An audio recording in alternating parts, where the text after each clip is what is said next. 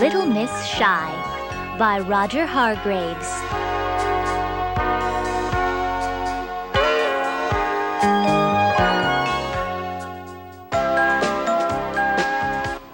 Little Miss Shy just couldn't help it. Being shy, that is. She was terribly, desperately shy. She was so shy it hurt, which is what they call painfully shy. If at any time at all, anyone at all, said anything at all to her, she blushed as red as a beet.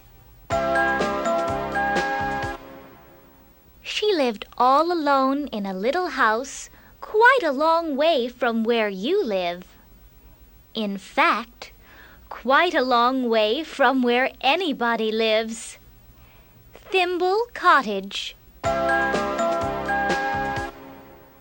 Little Miss Shy was so shy, she just couldn't bring herself to leave her little cottage. She never went shopping. The thought of walking into a shop and asking for something was absolutely terrifying. So she grew her own food in the garden of Thimble Cottage and lived a very quiet life. Very, very, very, very quiet indeed.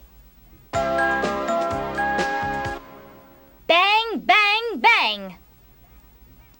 Little Miss Shy, who was having breakfast in the kitchen of Thimble Cottage, dove under the table in terror.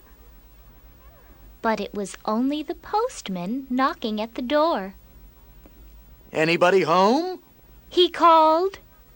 Little Miss Shy, under the table, put her hands over her ears and shut her eyes.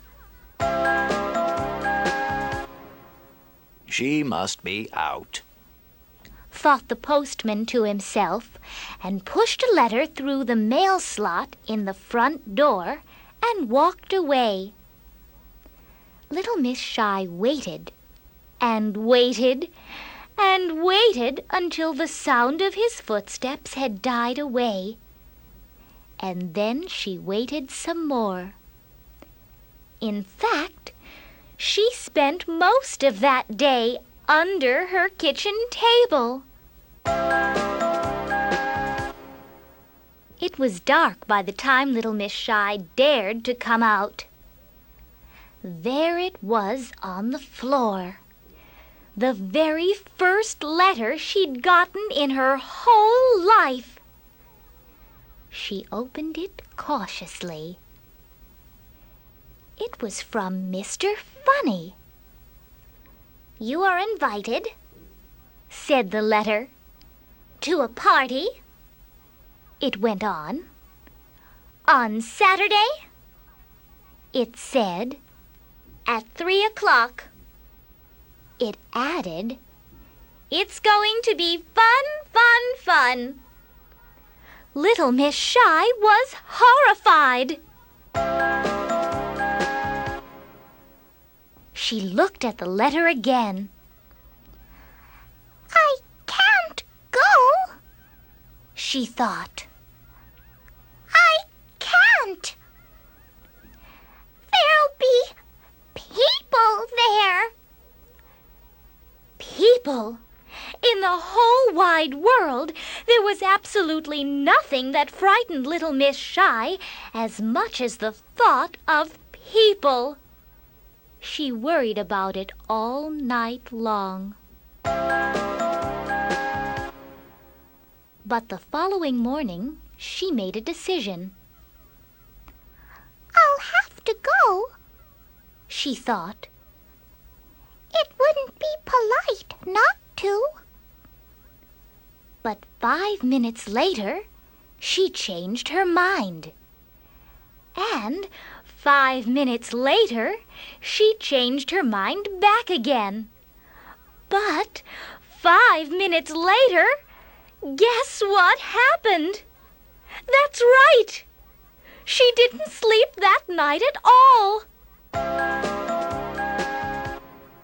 The following day was Friday, and that Friday little Miss Shy changed her mind 144 times.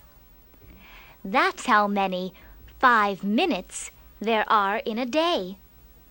She was going to the party. She wasn't going to the party. She was going to the party. She wasn't. She was. She wasn't. She was. It was a long day.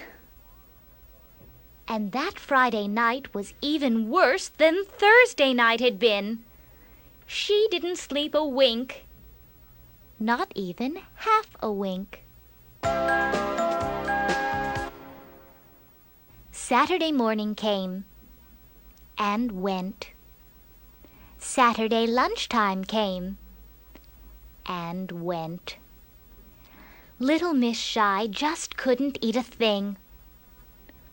1 o'clock in the afternoon came and went. 2 o'clock in the afternoon came and went. And then 3 o'clock, the party time came and went. But poor little Miss Shy didn't go. She couldn't. She just sat there. A tear rolled down her cheek.